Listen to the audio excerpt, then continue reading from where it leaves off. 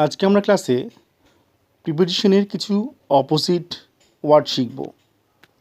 যেমন প্রথমে আছে ইন। ইনের অপোজিট কি হবে? আউট। ইনটু। ইনটুর অপোজিট কি হতে পারে? Out of.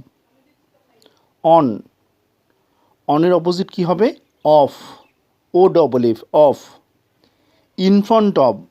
ইন ফ্রন্ট অবের বিপরীত কি হবে? Behind. Behind. BEHIND, behind.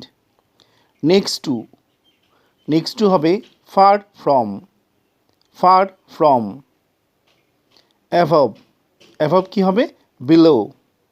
Below. Over. Over কি হবে? আন্ডার।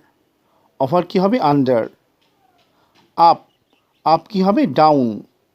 আপ কি হবে? ডাউন। Next inside.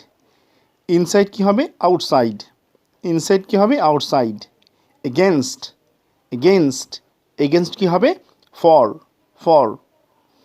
আশা করি তোমাদের ক্লাসটা ভালো লেগেছে। যদি ভালো লাগে তোমরা অবশ্যই লাইক, কমেন্ট এবং শেয়ার করো। Bye bye.